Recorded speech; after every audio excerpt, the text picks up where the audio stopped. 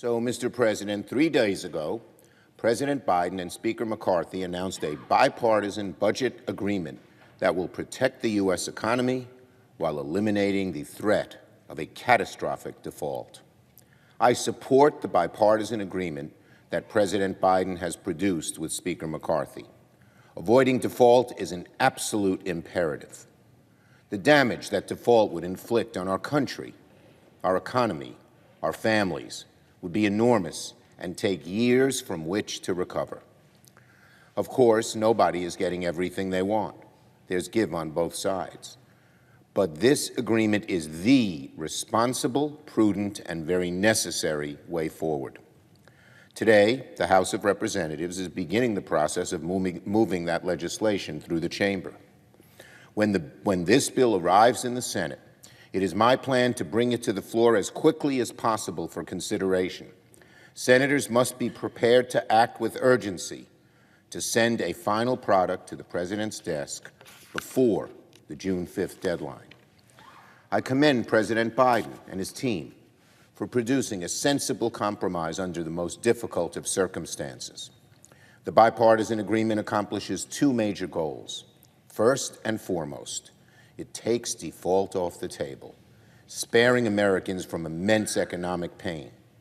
And second, it protects key investments that are essential for our growing economy, for fixing our infrastructure, for making the U.S. more competitive on the world stage. Social Security, Medicare, Medicaid will not be touched.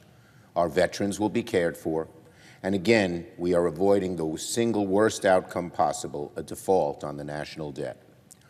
From the start, I've said the best way forward to avoiding default is bipartisan cooperation, and that's what this agreement represents. Again, nobody gets everything they wanted, but this bill is the responsible, prudent, and necessary way forward. A default on the national debt would be one of the great disasters in our nation's economic history. It would mean another painful recession.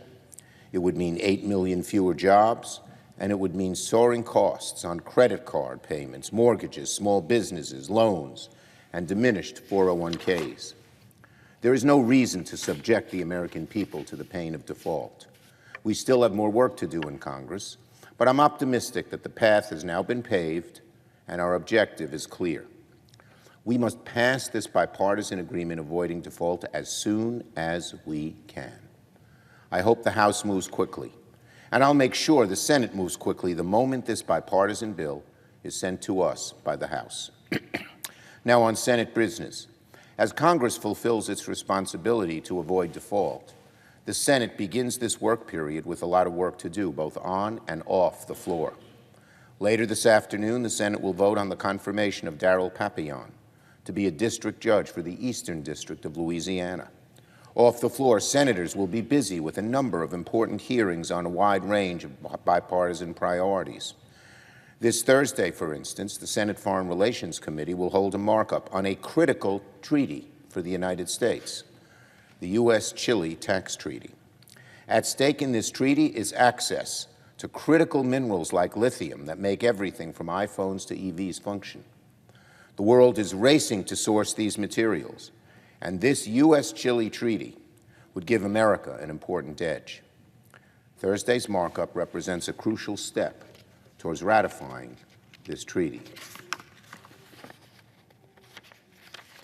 Also during the work period, I look forward to working with colleagues on both sides to begin the process of advancing bipartisan legislation to, 1, outcompete the Chinese government, 2, prepare for a future defined by artificial intelligence, 3, to lower the cost of prescription drugs, including insulin, 4, to strengthen rail safety regulations, and 5, to build on our work for the past 2 years to make the U.S. more competitive and more prosperous in the 21st century.